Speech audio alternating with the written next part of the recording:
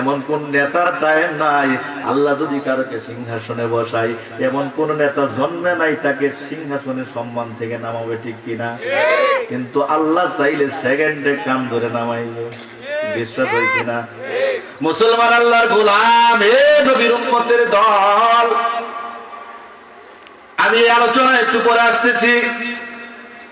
আমি আপনাদেরকে একটা কথা প্রথমে বলেছিলাম, দুইটা মূল্যবান কথা আপনাদেরকে আজকে শোনাবো। হয়তো অনেকেই জানেন, অনেকেই জানেন না। এক নাম্বার কথা হলো, বাবা পৃথিবীতে রোজার নামাজ কেমনে আইলো, কোন তো নাইলো জানা দরকার কিনা? আমরা 5 ওয়াক্ত নামাজ পড়ে মনে এটাই বুঝি 5 ওয়াক্ত নামাজ আল্লাহ বুঝি আমাদেরকে দান করেছে। পৃথিবীর আর কোনো মানুষে বুঝি নামাজ টামাজ দেয় নাই, ঠিক কিনা কথা বলেন? এই বন্ধু, খ্রিস্টানদের নামাজ আছে, ইহুদিদের নামাজ আছে, হিন্দুদের নামাজ আছে কিনা? আছে কিনা?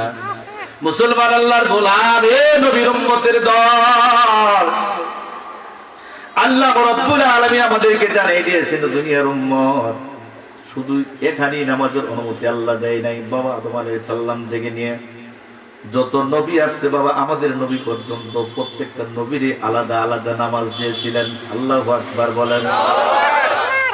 মুসলমান আল্লাহর গোলাম,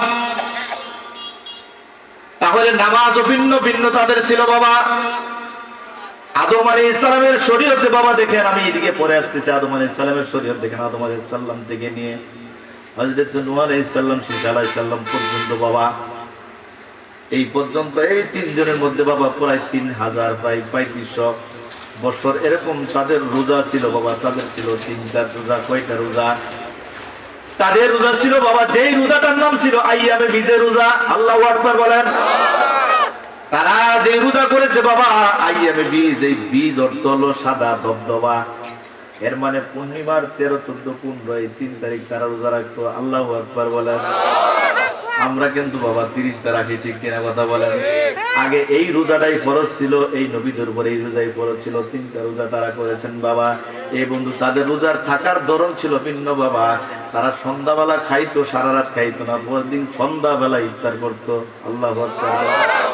মুসলমান আল্লাহর গোলাম, হে নবীর উম্মতের দল, হযরত নূহ আলাইহিস সালাম থেকে ইব্রাহিম আলাইহিস সালাম পর্যন্ত বাবা 1300 বছর বাবা এদেরও রোজা ছিল বাবা। এদের ছিল বাবা জিলহজের রোজা। কিসের রোজা বাবা?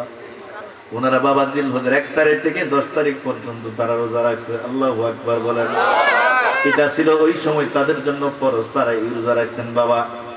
আর হযরত ইব্রাহিম আলাইহিস সালাম থেকে নিয়ে বাবা মূসা আলাইহিস সালাম পর্যন্ত তারাও কিন্তু রোজা করছে। তাদের ছিল একটা রোজা, এটা হলো মুহররমের রোজা। আল্লাহু আকবার বলেন।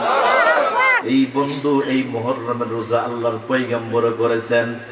আল্লাহর নবীজি মক্কার জমিনে 13 বছর ছিলেন বাবা, ওই পর্যন্ত এই রোজাটাই পয়গম্বর করেছেন বাবা।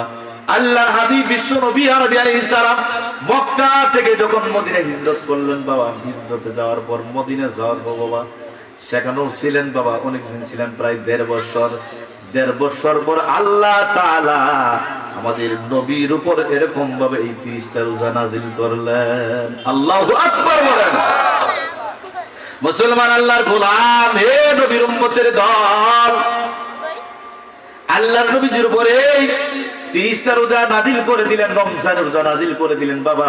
সূরাতুল বাকারা 183 নম্বর আয়াতে আল্লাহ জানাই দেন, ইয়া আইয়ুহাল্লাযীনা আমানু কুতিবা আলাইকুমুস সিয়ামু কামা কুতিবা আলাল্লাযীনা মিন ক্বাবলিকুম লাআল্লাকুম তাত্তাকুন। আল্লাহু আকবার বলেন। মুসলমান আল্লাহর গোলাম, হে নবীর উম্মতের দল, আল্লাহ বলেন, ইয়া আইয়ুহাল্লাযীনা আমানু, হে ঈমানদার বান্দারা। ঈমানদার কারা তাহলে জানা দরকার আছে কিনা?